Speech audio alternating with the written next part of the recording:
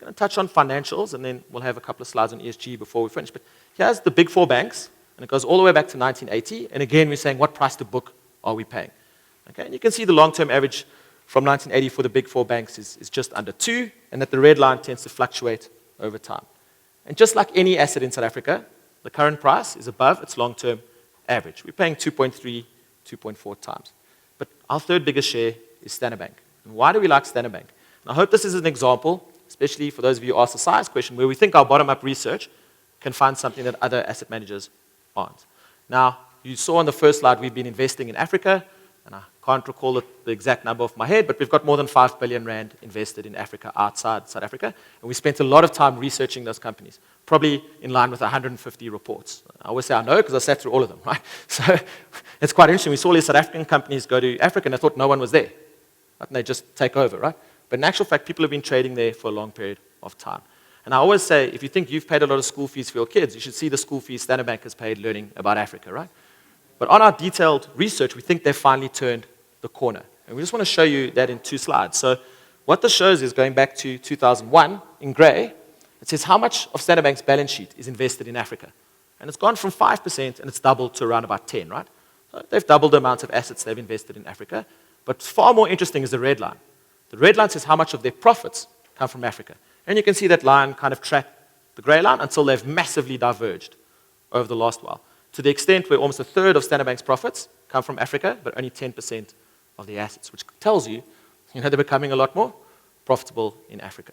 But I know what you're thinking. When I'm talking about banking in Africa, you're thinking about millions of Nigerians with credit cards, you're thinking about Ghanaians with home loans, you're thinking about Kenyans with vehicle and asset finance. That's not what we like about Standard Bank in Africa. That's tough. What we like is their corporate and investment banking business in Africa. If you SAB Miller, if you ShopRite, if you Unilever, and you're trading in all these companies, who banks you? How do you move things across borders? Who sends information to your accounting systems? Who does your hedging? And that's a business Standard Bank's been building over a long period of time, and we think it's been growing at over 20% per annum over the last while in terms of their revenue. If it was listed separately, people would probably call it Capitec. But it's been growing really fast, and it's a business we like, and the barriers to entry there we think are far higher than just retail banking. But when my mom asks me, Duncan, what do you do? I always say, Mom, I'm paid to worry and be judged in hindsight. Both of which I'm happy to do, right? And so what do we worry about Standard Bank? We worry about their IT spending.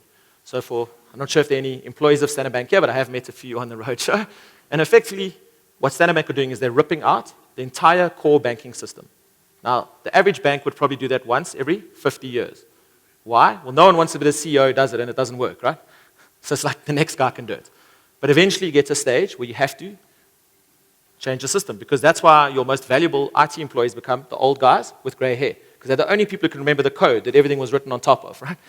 And so what Standard Bank have done is they're actually replacing the entire core banking system with SAP in South Africa and Finacle in Africa. And just to give an idea how much they've spent, this is what Standard Bank disclosed as their entire IT spend. So it's 8 billion, close to 10 billion, 10 billion again, and 12 billion. That's just in the last 4 years. And Mark and I went up to meet them. They brought the guy from SAP out. We met both CEOs, as you do when you meet Standard Bank, the chief technology officer. We've really tried to understand the technology. But even if we don't, we think what's very interesting is 2 things. Once the auditors have told Standard Bank, you can't write all your IT expenses off in the income statement because you're creating an asset, right? So you need to put some of it on your balance sheet. So Standard Bank have a number, 17 billion on their balance sheet, that if their IT system's not worth anything, they have to write it all off.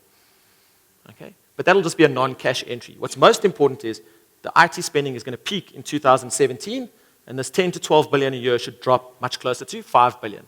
So instead of investing all that cash flow into an expense, right, it's an expense, they'll be making loans, they'll be investing into Africa, they'll be making their business better. And that's very hard to put in a model, but we think it would work.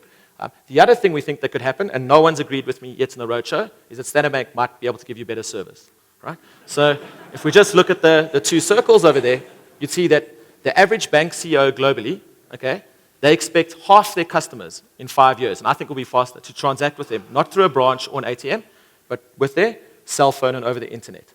Okay? And if you're not ready for this, you're going to be passed by. So it's very interesting. If you ask First Rand Management, who we rate very highly, you'd say, which competitor are you worried about? Capitec, Absa might turn around one day, Standard Bank, they say, no, we're worried about Amazon, we're worried about Google, we're worried about Facebook, and we're worried about Apple.